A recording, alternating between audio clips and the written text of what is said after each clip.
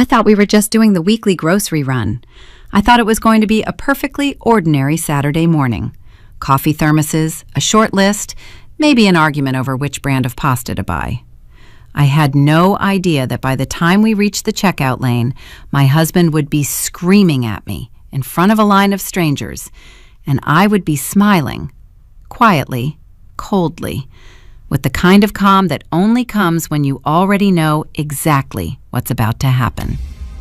The cart between us was loaded with things I had never put in it: smoked salmon in vacuum-sealed packages, imported French cheese wrapped in wax paper, 2 bottles of aged balsamic vinegar that cost $40 each, hand-rolled chocolate truffles in a gold box, a jar of caviar, actual caviar, sitting right next to our milk and bread like it belonged there. I hadn't chosen any of it, but my mother-in-law Patricia was standing at the far end of the cart with her reading glasses perched on her nose and her silk blouse perfectly pressed, looking like she was browsing a catalog instead of robbing me blind. My name is Claire. I'm 34 years old, and for 6 years I have been married to a man named Daniel, who loves his mother more than he has ever been willing to admit out loud. That's not a criticism, or at least it didn't used to be. In the beginning, his devotion to her seemed sweet. He called her every Sunday. He fixed things around her house on weekends. He remembered her birthday, her half-birthday, the anniversary of her cat's adoption. I found it endearing, the way some people find a golden retriever endearing: enthusiastic, loyal, occasionally overwhelming. But a golden retriever doesn't corner you in your own kitchen with a shopping list and a smile that never quite reaches its eyes. Patricia, never Pat, never Patty, always Patricia, was 63 years old and recently retired from a 20-year career in insurance. She was not poor. She had a pension, a paid-off condo 20 minutes from our house, a reliable sedan, and a savings account she mentioned just often enough to remind you it existed. She was also not generous, despite the way she sometimes talked about herself. "I've always given everything to this family," she would say, usually after asking for something. "After everything I've done for you both," she would add, usually when she hadn't gotten what she wanted. I had been hearing variations of those two phrases for 6 years, and I had responded to all of them the same way, with patience, with flexibility, with the quiet tolerance of a woman who had decided that keeping the peace was worth more than being right. I was wrong about that. I was deeply, expensively, humiliatingly wrong. Our house, my house technically, though I'd never made a point of saying so, was a 3-bedroom Craftsman on a tree-lined street that I had purchased 2 years before I met Daniel. I'd saved for 6 years for that down payment, eating lunches at my desk, skipping vacations, saying no to things I wanted until I could say yes to the thing I needed most. The house had a covered front porch with 2 rocking chairs, a kitchen with original built-in shelving, a backyard with a Japanese maple that turned brilliant red every October. I loved it the way you love something you earned, not just with money, but with sacrifice, with intention, with the quiet daily choice to keep going when it would have been easier to stop. When Daniel and I got married, he moved in with me. His name was never added to the deed, not because I was secretive about it, but because we'd never discussed it, and I'd never thought to raise it. At the time, it seemed like a detail, not a decision. I understand now that there are no details in a marriage. There are only decisions you've made and decisions you've avoided, and eventually both catch up with you. Patricia had visited our house many times over the years.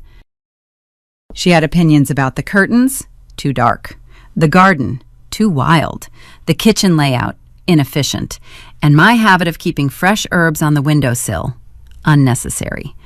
She offered these opinions freely and without invitation, in the mild, cheerful tone of someone giving helpful suggestions, which made it nearly impossible to object without seeming unreasonable.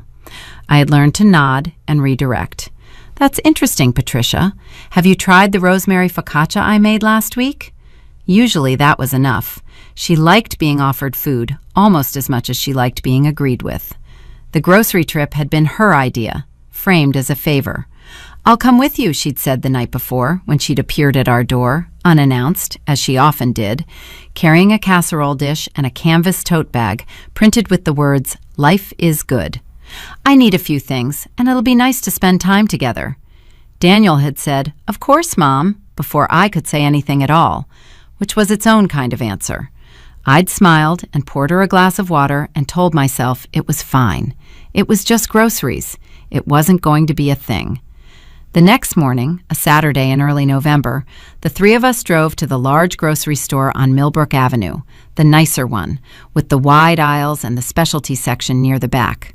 I had my list: chicken thighs, sweet potatoes, Greek yogurt, coffee, the good olive oil we used for cooking, dishwasher pods, a birthday card from my colleague Renata.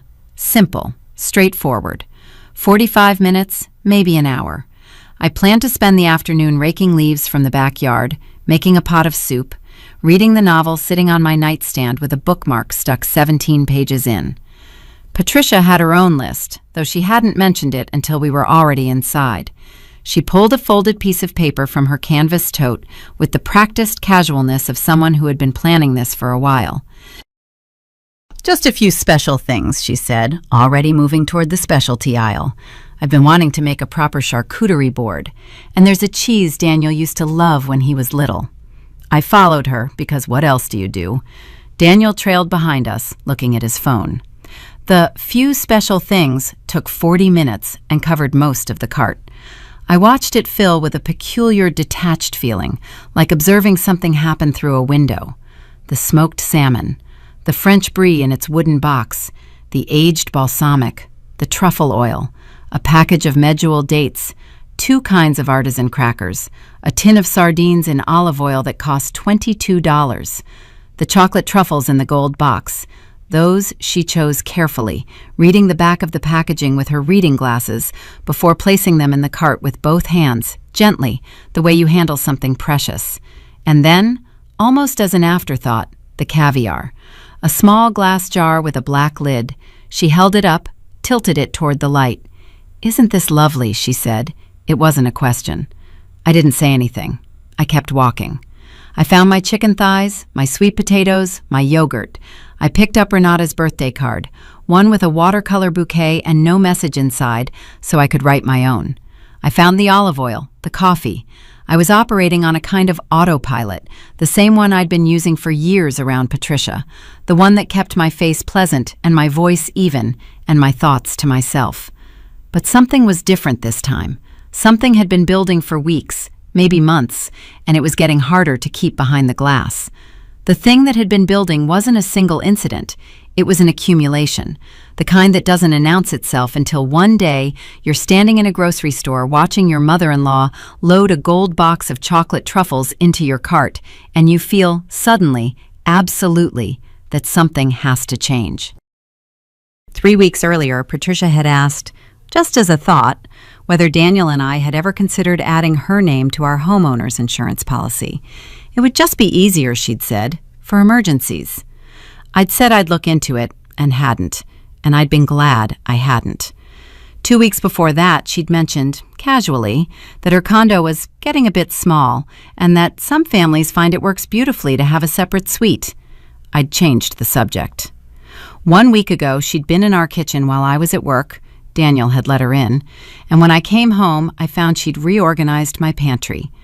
"I hope you don't mind," she'd said when she saw my face. "I just thought it would be more functional." She'd moved my herbs off the windowsill. None of these things were large enough individually to be called a problem, but together they made a shape I recognized, the slow, patient, methodical claiming of space. I had seen it before in other contexts, in other people. I knew what it looked like. I had just convinced myself for too long that I was misreading it. We reached the checkout. The conveyor belt was long and it filled up quickly. I watched the numbers climb on the register screen. The salmon, the brie, the balsamic, the dates, the crackers, the sardines, the truffles, the caviar. The total, when the cashier announced it, was just over $1,000. My items, the sensible, ordinary, weekly grocery items, were perhaps 120 of that. I had my card in my hand. I had been holding it for the last 30 seconds, feeling its weight, its familiar smoothness. And then I put it back in my wallet. "I'll pay for my things," I said, and my voice was calm, the way still water is calm. "Patricia, you can put yours on your card." The silence lasted exactly 2 seconds. Then Daniel turned to look at me with an expression I had never seen on his face before. Not quite anger, not quite shock, something that lived between them. "What?" he said. "I'll cover our groceries," I said. "Patricia's items are Patricia's." Patricia's hand, which had been reaching into her purse with the unhurried confidence of a woman who expected nothing to interrupt her, paused. She looked at me over the rims of her reading glasses. Her expression was very still. "Are you out of your mind?" Daniel said. His voice had gone up. The cashier looked at the register. The woman behind us in line looked at her phone. "You want my mother to pay you back for groceries? She's a retiree." "I didn't ask her to pay me back," I said. "I'm asking her to pay for her own things." "She's family, Claire. She's my mother." "She's a 63-year-old woman with a pension and a savings account," I said. "She can afford French cheese." Daniel's jaw tightened. He looked at his mother, then back at me, and in that look I saw everything I needed to see. The calculation, the loyalty, the old familiar hierarchy in which I would always come last. "This is embarrassing," he said, low and sharp. "You're embarrassing all of us." I looked at him for a moment. I felt very calm. I felt, in fact, calmer than I had felt in months, maybe years, and the clarity of it was almost startling, like stepping out of a stuffy room into cold air. "All right, sweetheart," I said quietly. "Get ready. The real surprise is coming." He didn't know what I meant. Patricia didn't know what I meant. The cashier certainly didn't know what I meant. But I did. I had known for 3 days, ever since I'd found the folder. The folder had not been hidden, exactly. That was the thing that kept coming back to me as I stood at that checkout counter, watching Daniel's face go red. It hadn't been locked away, hadn't been buried under a pile of papers or tucked inside a book or stored somewhere I'd never think to look. It had been sitting in the bottom drawer of the filing cabinet in our home office, the same filing cabinet where I kept my tax returns, my insurance documents, the deed to the house, our appliance warranties. The same drawer I'd opened 3 days earlier to find the receipt for the water heater service because I needed the model number for a follow-up call. I almost missed it. The folder was plain manila, the kind you buy in a pack of 50 from an office supply store, and it was wedged behind the hanging files in a way that suggested it had been placed there in a hurry, or placed there by someone who didn't think anyone else would ever have a reason to reach that far back. There was no label on the tab, just a small pencil mark in the upper right corner, a number, 2, written in a handwriting that wasn't mine and wasn't Daniel's. I recognized it anyway. I had seen that precise, small, upright handwriting on birthday cards and casserole dish notes and the occasional sticky note left on our refrigerator. Patricia's handwriting. I stood in the office for a long time before I opened it. The room was quiet. Daniel was downstairs watching a football recap. I could hear the low murmur of the television through the floor. And the late afternoon light came through the single window in long, dusty bars. My heart was already doing something strange, something fast and high in my chest, even before I saw anything. Some part of me already knew, the way you know before the doctor speaks, before the door opens, before the word is said out loud. The body understands things before the mind agrees to. The folder contained 11 pages. The first 3 were printouts, real estate listings, 5 properties, 2 condominiums in a newer development about 8 miles from our house, 1 townhouse in a suburb I'd never been to, and 2 single-family homes in a quiet residential neighborhood on the other side of the city. Each listing had been printed with its photos and specifications, and each one had handwritten notes in the margins. Notes about square footage and bedroom counts, yes, but also other notes. Things like, good for 2 households and separate entrances, important, and ask about in-law suite potential. One of the listings, a 4-bedroom colonial with a wraparound porch, had a circle drawn around the price and the word feasible written next to it. underlined twice. I stood there for a moment. I told myself, this might be nothing. People look at real estate listings all the time. Patricia could have been browsing out of curiosity, out of boredom, out of some vague retirement fantasy about downsizing or moving. I told myself this even as my hands turned to the next page. Page 4 was a letter, not a printed letter, a handwritten one, 3 pages long, on the kind of cream-colored stationery that comes in a box from a gift shop. It was addressed to Daniel. It began, "My darling boy, I want you to understand why I'm doing this and why I need your help." I sat down on the office chair. I hadn't planned to. My legs just stopped working the way legs are supposed to, and the chair was there, and I sat. The letter was dated 6 weeks earlier. 6 weeks.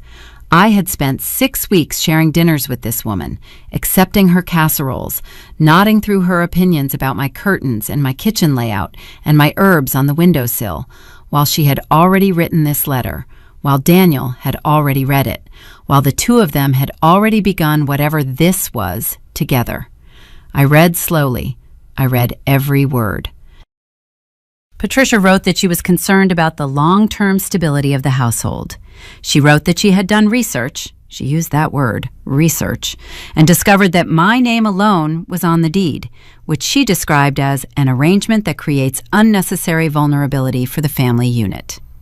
She wrote that she believed the most sensible solution would be to sell the current house and purchase a new property that would be jointly owned by Daniel, by herself, and potentially by me if Claire is agreeable. She wrote that she had already consulted with a real estate attorney, whose name and contact information were provided on page 5 of the folder, and that the attorney had advised her on several options for restructuring the asset. She wrote that she knew Daniel would have concerns, but that she hoped he would trust her judgment on this, as she had always acted in the best interests of this family, even when it required difficult decisions. She wrote, finally, that she needed Daniel's help in bringing Claire around to the idea gradually, and that she trusted him to find the right moment and the right approach. Bringing Claire around to the idea gradually. I read that sentence 3 times. I read it once and felt sick. I read it again and felt something harder. I read it a 3rd time and felt the thing I mentioned earlier, that cold, clarifying stillness, begin to move through me like a change in the weather. Pages 5 through 8 were the attorney's information, followed by printed emails between Patricia and the attorney spanning 4 weeks. The attorney, a man named Gerald Foss, whose office was on the east side of the city, had advised Patricia on the process for challenging a sole ownership arrangement in a marriage, the possibility of filing for a partition action if one spouse refused to sell, and the estimated timeline for such proceedings. He had also, in one email, mentioned something called a quitclaim deed and explained, in language I would later learn was technically accurate but deliberately misleading in context, that a spouse could be asked to sign such a document voluntarily, and that it was often most effective when presented as a routine administrative update. Pages 9 and 10 were a draft document, a quitclaim deed, partially filled out, with our address on it, with Daniel's name typed in one field and Patricia's name typed in another. My name appeared only once, in the field labeled grantor, the person giving up their interest in the property. It wasn't signed, not yet, but there was a sticky note attached to it in Patricia's precise handwriting. D. Review before Tuesday. She trusts you. Use that. She trusts you. Use that. Page 11 was a single printed page, a list of what appeared to be financial figures, our estimated home equity, the projected sale price of our house based on comparable listings in the neighborhood, the down payment Patricia was prepared to contribute toward the new joint property, a column labeled C's share that contained the number 0. I closed the folder. I set it on the desk in front of me. Outside, through the window, the Japanese maple in the backyard had gone full red, brilliant and burning in the October light, and I sat there looking at it for a very long time. Downstairs, the television murmured. I heard Daniel laugh at something, a short, easy laugh, the laugh of a man watching football on a Saturday afternoon without a care in the world. Without, apparently, any sense at all that 3 floors above him his wife was sitting in an office chair, holding proof that he had been recruited by his mother to help her take her house. I want to be precise about what I felt in that moment, because it matters. It wasn't rage, not yet. It wasn't even grief, though grief would come later, in waves, in the middle of the night, when the full weight of the thing settled on me. What I felt, sitting there with the folder on the desk and the maple blazing outside the window and Daniel's laugh floating up through the floor, was something I can only describe as a great, terrible clarity. Like a fog I hadn't known was there lifting all at once. Like the moment you look at an optical illusion and suddenly you can only see it one way, and you know, with absolute certainty, that you will never be able to unsee it. I put the folder back, exactly as I'd found it, wedged behind the hanging files, the small penciled 2 facing up. I closed the drawer. I walked downstairs. I sat next to Daniel on the couch for 40 minutes and watched a football recap I didn't see. And when he asked if I wanted anything from the kitchen, I said no thank you. And when he kissed me on the top of my head before going to bed, I let him. And I lay in the dark for hours, running through what I knew and what I needed to do about it. 3 days. I had spent 3 days doing those things, quietly, methodically, without raising my voice or changing my expression, or giving either of them any reason to suspect that anything had shifted. I had called my father's attorney, a woman named Helen Park, who had handled the legal work when I bought the house, and explained the situation in a single, focused, 15-minute phone call. Helen had listened without interrupting, asked 4 precise questions, and told me what my options were. I had taken notes. I had called my father, my actual father, not a father-in-law, but my own father, Robert, who was 61 and retired and had spent 30 years as a civil engineer and had the kind of steady, measured intelligence that never panicked, and told him everything. He had also listened without interrupting. When I finished, he said, "Do you want me to come?" I said, "Not yet." "But soon." He said, "Tell me when." I had also, very carefully, made copies of all 11 pages. They were in a folder in the trunk of my car, inside the zippered compartment where I kept my roadside emergency kit. They had been there for 3 days, waiting. And so when Daniel stood at the checkout counter and yelled, in public at me, in front of the cashier and the woman behind us in line and the bored teenage boy bagging groceries at the end of the belt, about how I was embarrassing everyone by expecting his retired mother to pay for her own $1,000 cart of luxury delicacies, I was ready. I was more than ready. I had been ready for 72 hours. I had said, "All right, sweetheart, get ready. The real surprise is coming." And then I had paid for my groceries, my chicken thighs, my sweet potatoes, my yogurt, my olive oil, my coffee, Renata's birthday card, and I had walked to the car and put my bags in the trunk and waited while Patricia loaded her bags, paid with her own card without looking at me, and got into the back seat with the careful dignity of a woman who has decided not to acknowledge a loss. Daniel drove home in silence, the kind of silence that presses against the windows. I looked out at the passing street and thought about the Japanese maple in the backyard, and about Helen Park, and about the copies in my emergency kit, and about my father who would drive 3 hours without hesitation the moment I called. The silence in the car was fine. I had learned to work in silence. We pulled into the driveway at 12:47 in the afternoon. I know the exact time because I looked at the clock on the dashboard as Daniel put the car in park, and the number fixed itself in my memory the way numbers do when you're paying very close attention to everything. The elm tree at the edge of the property cast a long shadow across the front walkway. The rocking chairs on the porch were exactly where I'd left them. The house looked exactly as it always did, solid, quiet, mine. and I felt a fierce private tenderness toward it that I hadn't expected, a protectiveness that lived somewhere below the ribs and had nothing to do with sentiment and everything to do with the 11 pages in my trunk. Patricia got out of the car without a word and carried her bags up the front steps with the measured composure of a woman staging a performance of dignity. Daniel carried his own bags and held the door open for her, and the two of them went inside together, and I sat in the passenger seat for another 30 seconds, alone, looking at the house, before I followed. The kitchen was bright when I came in, November light, thin and pale, coming through the window above the sink where my herbs used to be, before Patricia reorganized them to the far counter 2 weeks ago. I put my bags on the island and began unpacking them, and the three of us occupied the kitchen in a silence that had different textures in different corners. Patricia's silence was controlled, a little wounded, carefully maintained. Daniel's silence was the silence of a man caught between two forces he didn't have the courage to face directly, which meant he defaulted to the refrigerator, opening it, staring into it, closing it, opening it again.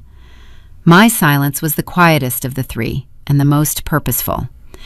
"I think we should talk," Daniel said finally. He was still facing the refrigerator. "All right," I said. He turned around.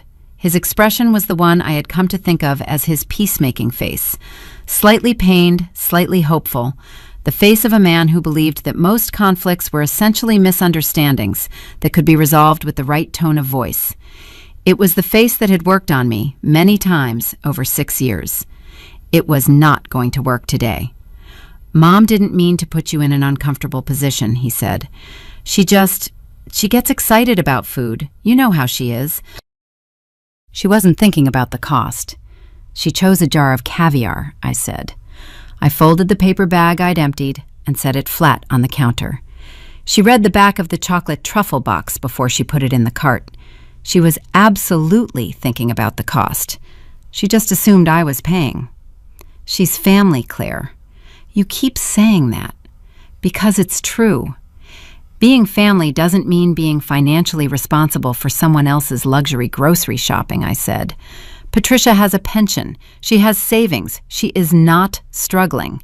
And even if she were, the solution wouldn't be for me to silently absorb a $1,000 grocery bill without being asked." Patricia, who had been standing at the far end of the island, arranging her bags with apparent fascination, looked up. Her expression was composed. That particular composure she wore like a second skin, serene and slightly sorrowful, the expression of a woman who considered herself perpetually misunderstood by people who simply lacked her depth of feeling. "Claire," she said, and her voice was warm, almost gentle, the way you speak to someone who is confused and needs patient handling. "I hope you don't think I take advantage. That would break my heart. I've always tried to be nothing but supportive of you and Daniel, and of this household. Everything I do for this family." There it was, the phrase, deployed like clockwork, smoothly and without apparent self-consciousness. Everything I do for this family. I had heard it perhaps 40 times in 6 years.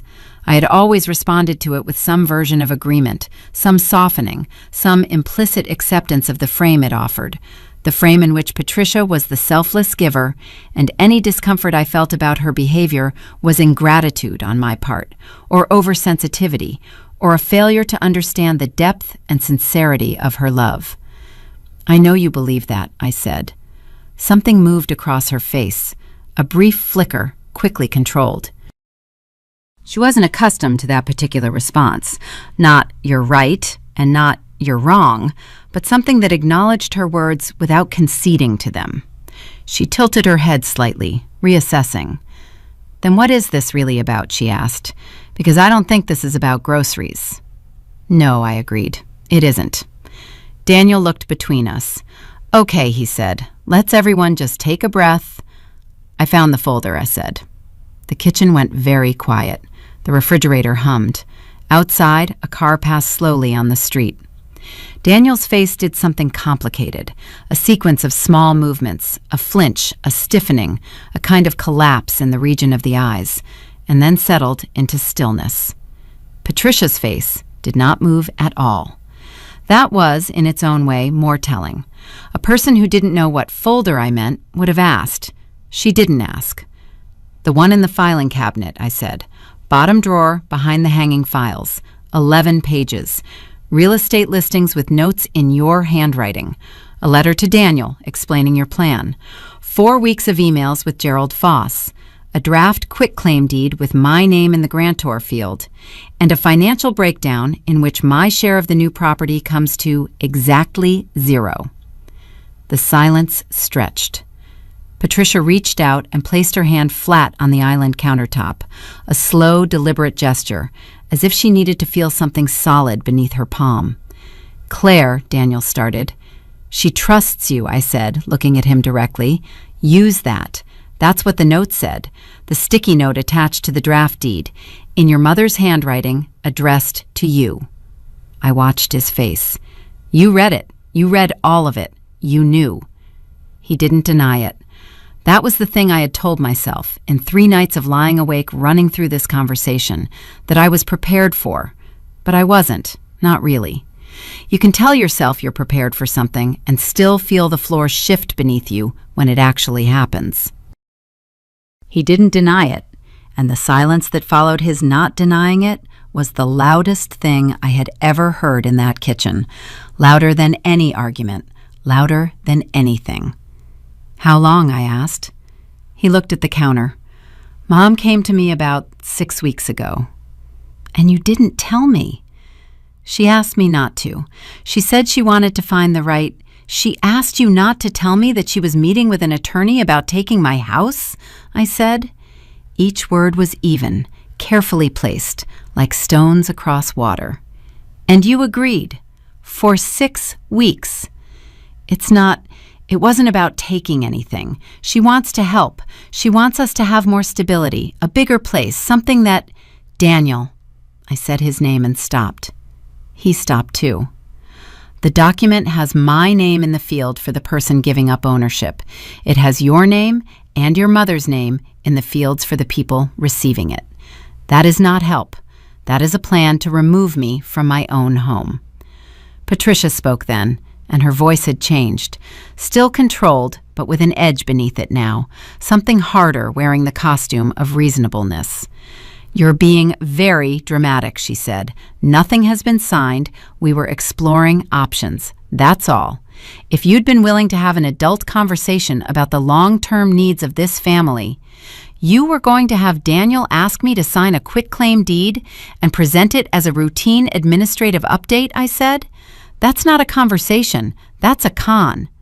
Her chin lifted slightly. "I was trying to protect my son." "From what?" "From the instability of a situation where everything is in your name and nothing is in his. What happens to Daniel if something happens to you? What happens to this family if you decide one day that you want to leave?" There it was, the real thing, finally, without the wrapping. She was afraid of me. Not of me personally, but of what I represented. The fact that her son lived in a house he didn't own, that his security depended on a woman Patricia had never quite accepted as a permanent fixture, that the architecture of the life she'd imagined for her son had been built, without her permission, on my foundation. I understood it, in the abstract, the way you can understand a thing and still refuse to excuse it. "That's a fair concern," I said. "There are fair ways to address it. Talking to me directly, suggesting we see an estate attorney together, having an honest conversation about adding Daniel to the deed through a process that protects both of us." I paused. "Covertly recruiting my husband to manipulate me into signing away my ownership is not a fair way." The note says use that." My voice stayed level. "What did you think you were doing?" Patricia looked at me for a long moment. Then she looked at Daniel, and the look she gave him was one I recognized, the particular, practiced look of a mother calling in a debt, reminding a child of the direction their loyalty was supposed to flow. I had seen that look redirect him 100 times over 6 years. I watched to see if it would work now. Daniel was looking at the floor. "Mom," he said quietly, "you should have told me you were going to involve a lawyer." Patricia blinked. "I did tell you. I told you I was getting information." "You didn't tell me about a quitclaim deed. You didn't tell me you were drafting documents." He was still looking at the floor, his voice low and careful, the voice of a man choosing each word with the awareness that all of them were dangerous. "I thought you were, I don't know, researching, looking at possibilities." That's exactly what I was doing. "There's a document with Claire's name on it as the person signing away the house," he said. "That's not research." Patricia's composure flickered again, more visibly this time. A faint color came into her cheeks. Not embarrassment, I thought, but something closer to frustration. The frustration of a person whose plan has been interrupted before they were ready. "I was protecting you," she said. "I have always protected you. Everything I have ever done has been for this family," I finished for her. "Yes, I know." She looked at me sharply.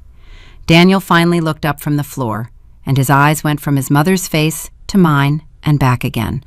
And in that movement, I saw the thing I had been watching for, the first real crack in the wall between where he'd been standing and where he needed to be. He was not there yet. He was not, in that moment, on my side in any clear and actionable way. But he was no longer entirely on hers, and that was different from 6 weeks ago, and different mattered. "I'd like you to leave," I said to Patricia.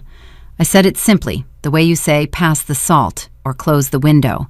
Not loudly, not dramatically, just a sentence, plainly meant. Patricia stared at me. "Excuse me?" "I'd like you to leave our home. You're welcome to come back when we've had time to speak privately and decide together how we want to move forward. But I'd like you to leave now." "This is my son's home." "It is not," I said. "His name is not on the deed. You know that. It's the basis of your entire plan. This house is mine, and I'm asking you to leave it." The color in her cheeks deepened. She looked at Daniel with an expression that expected rescue, that had always received rescue, that was calibrated to the history of every moment he had ever chosen her comfort over conflict. He looked back at her. The refrigerator hummed. A branch scraped the kitchen window in the wind. "Daniel," she said. He was quiet for 4 full seconds. I counted them. "I'll call you tonight, Mom," he said. The sound Patricia made was not quite a word. She gathered her coat from the back of the kitchen chair where she'd draped it, picked up her canvas tote, and walked out of the kitchen with the rigid, precise movements of a woman in the grip of something she was not willing to show. I heard her footsteps in the hallway. I heard the front door open and close. I heard her car start in the driveway, heard it back out, heard it drive away down the quiet street.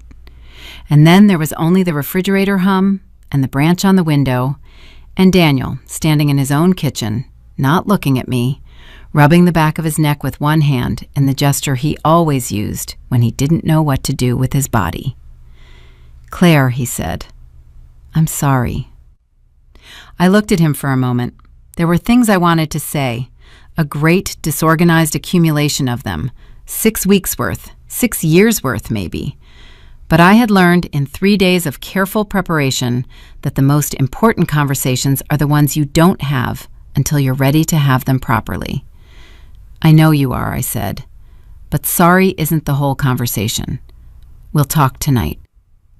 I picked up the last of the grocery bags and began putting things away in the refrigerator. The chicken thighs, the yogurt, the good olive oil on its proper shelf. My hands were steady. My breath was slow and even. The Japanese maple outside the kitchen window was brilliant in the afternoon light, all that red burning quietly against the gray November sky. And I thought, this is my house.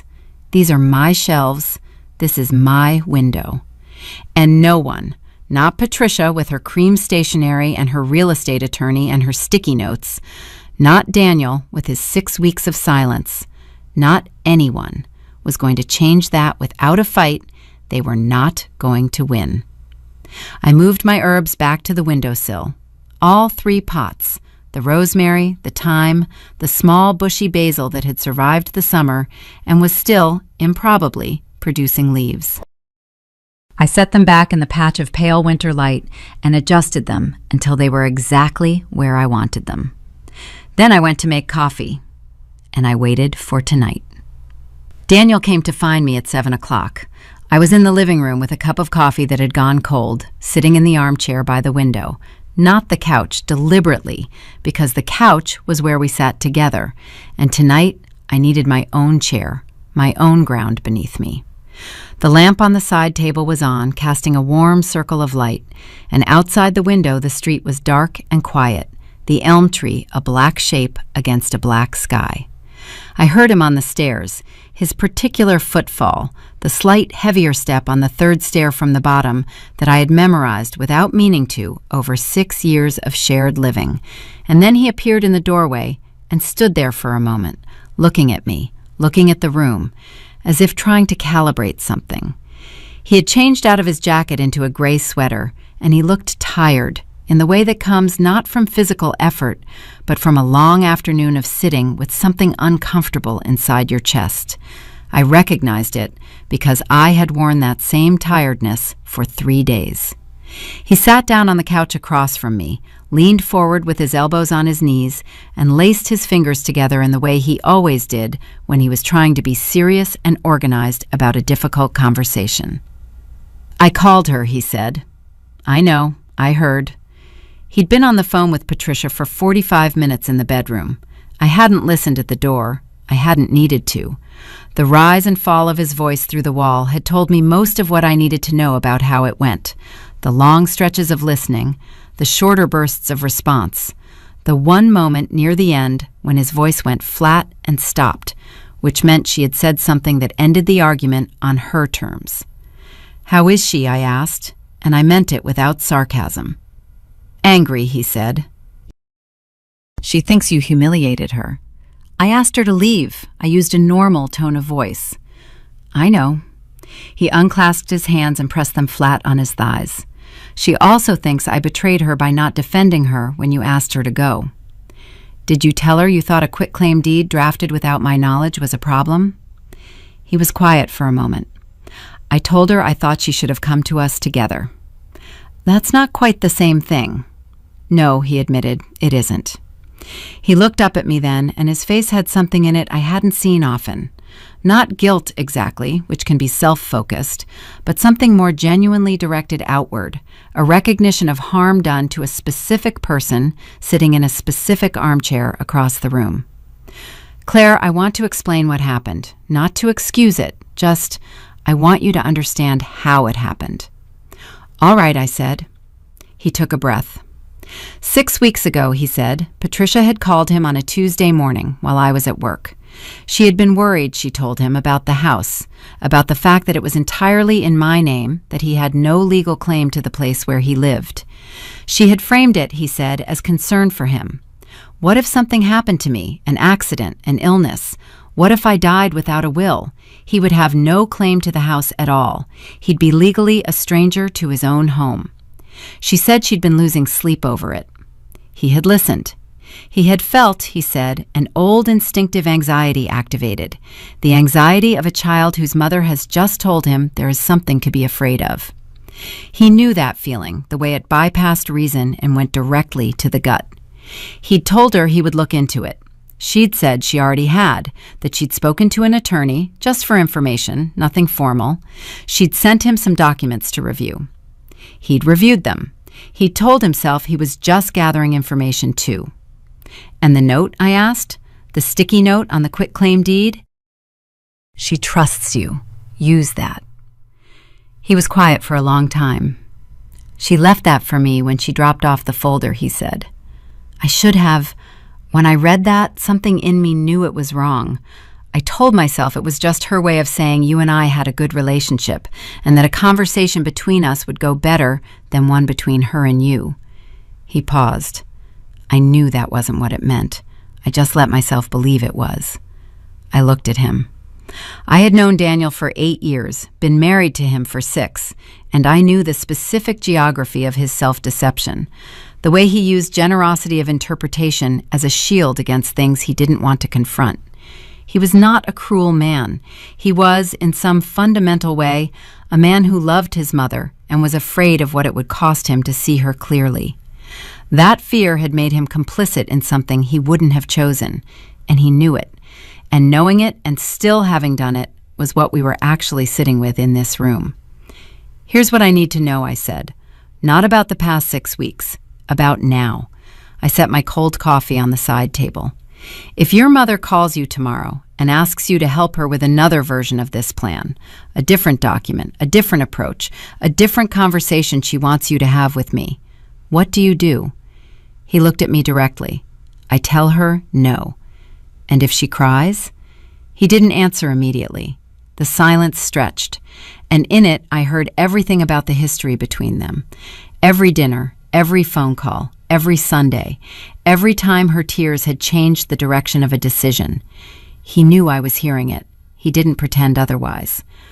"I tell her no," he said again, quieter. "I need that to be real," I said. "Not a feeling you have right now because you're sorry. A real change.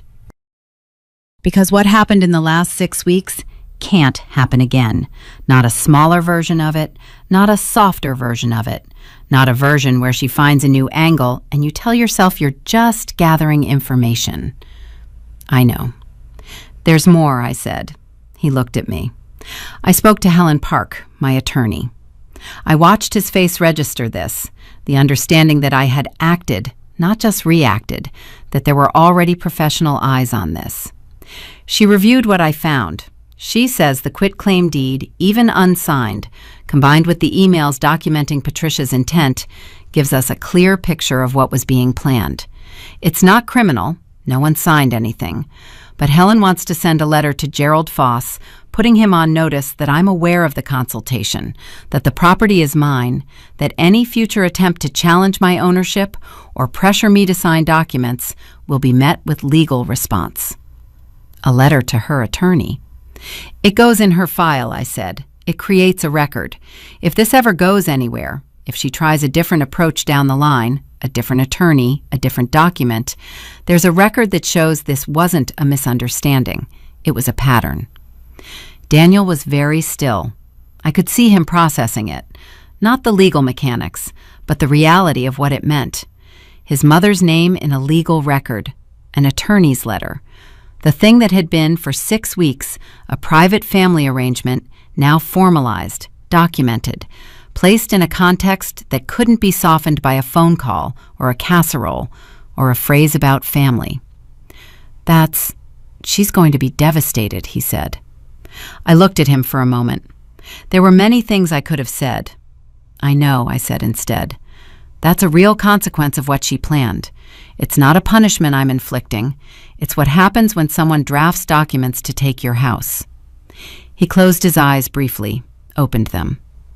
"Can I ask you to wait on the letter? Give me a chance to talk to her first. Actually talk, not the call tonight. In person, with both of us, the 3 of us, together." "What would you say?" "I would tell her that what she did was wrong," he said. "Not misguided, not well-intentioned but poorly executed. Wrong. I would tell her that she needs to drop this, all of it, every version of it, and that if she can't accept you and this house and this marriage as they actually are, then she will not be welcome in our home." He paused. "And I would mean it."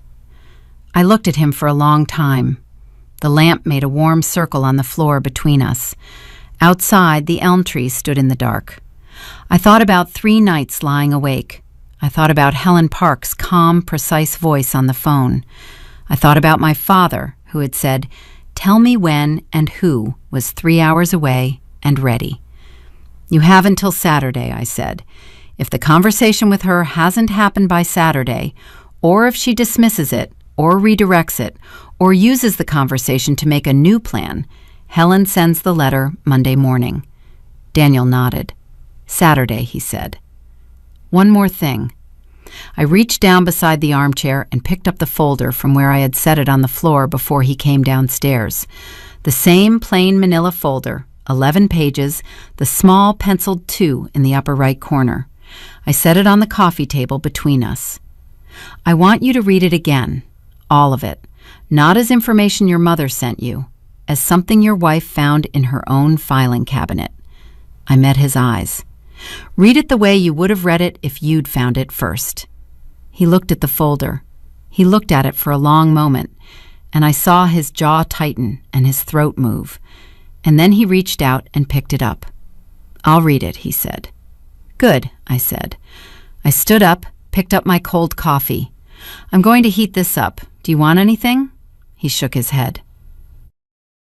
He was already opening the folder, and I left him there in the lamplight with his mother's words spread across his lap, and I went to the kitchen and stood at the microwave, watching the coffee cup turn slow circles, and I let out a breath that felt like it had been inside me for 3 days. It wasn't over. There was still Saturday, and Patricia, and the conversation that would either change something real or confirm that nothing would change at all. There was still Helen Park's letter waiting in a draft, ready to send. There was still the whole question of what this marriage was and what it could become after the kind of thing we just looked at directly without flinching. But something had shifted tonight, something real, not just a feeling. Daniel had sat across from me and not defended his mother, not explained her, not managed my emotions with a soothing tone and a request to consider her perspective. He had looked at the thing plainly and called it wrong, and he had offered something concrete with a deadline attached to it, and that was different from anything that had happened in 6 years. I took my coffee to the kitchen window. The herbs were on the sill, the rosemary and thyme and the small surviving basil, and I stood there in the warm kitchen light, looking out at the dark backyard, at the black shape of the Japanese maple against the November sky. Still there, still mine. Saturday would tell me what I needed to know. Saturday arrived cold and gray. I was up before Daniel, standing at the kitchen window with my coffee, watching the bare Japanese maple in the frost-pale yard. Most of its leaves were down, but the trunk was solid. The branches held their shape with quiet certainty, and I found that more comforting than all the autumn color ever had been. This was the tree without its performance, just what it was. Patricia arrived at 11. She sat on one end of the couch, hands folded, dressed carefully, navy blouse, pressed trousers, silver hair neat. Daniel sat in the armchair. I sat across from her with the deliberate calm of someone who has already decided what she needs and doesn't need anyone's permission to keep it. Daniel spoke first. He said what he'd promised. Not misguided, not well-intentioned, wrong. And his voice didn't waver. Patricia listened, and when he finished, she looked at me. "I owe you an apology," she said. The words were correct. The tone was obligatory, but she held my gaze while she said them. "Thank you," I said. "And now I need you to understand something clearly. If there are ever concerns about the legal arrangements of this household, we address them together, openly. No private attorney consultations, no documents drafted behind my back, no recruiting Daniel to manage me." I paused. Helen Park has copies of everything. If anything similar happens, any version of it, she acts. Not a threat, just information. Patricia looked at Daniel. He looked back steadily. She looked at me. "I understand," she said. We had coffee after that. Civil, careful, sufficient. She left at 12:30. At the door, she paused, looked at the porch, the rocking chairs, the frost-stiffened lawn, and then looked at me with an expression I couldn't fully name. Then she nodded once and walked to her car. Daniel put his arm around my shoulders as we watched her drive away. "I'm sorry," he said, differently than before. Not the sorry of conflict management, but of a man who had looked at something fully and understood its weight. "I know," I said. We went inside. 6 months later, I was on the back porch in May with iced tea and a novel finally past page 17. The maple had come back, deep green, new leaves bright at the tips. The yard smelled like cut grass and something warm and wordless that meant home. Daniel and I had done 3 months of couples therapy. Hard work, quiet drives home, conversations that needed more than one attempt before they were finished. But we'd done it without quitting. And what came out the other side was more honest and more durable than what we'd had before. Helen had sent the letter to Gerald Foss in December, after Patricia made one quiet attempt to revisit the plan. Daniel told me the same evening she called. I called Helen the next morning. We never heard about it again. The deed still had only my name. Daniel and I had discussed it properly, with Helen, with full information, and agreed to revisit it after 2 years of the new pattern's holding. He'd said, "That's fair." It was. Patricia still came to dinner occasionally, polite, careful, the civility of negotiated peace rather than discovered warmth. Last month she'd looked at the herbs on the windowsill and said, "The rosemary smells lovely." I'd said, "Thank you, I grew it." That was all. It was enough. I turned a page in my novel. From inside the house came the smell of garlic softening in olive oil. Daniel making dinner for 2 on a Friday evening in May. The rosemary was thriving. The maple rustled in the light wind.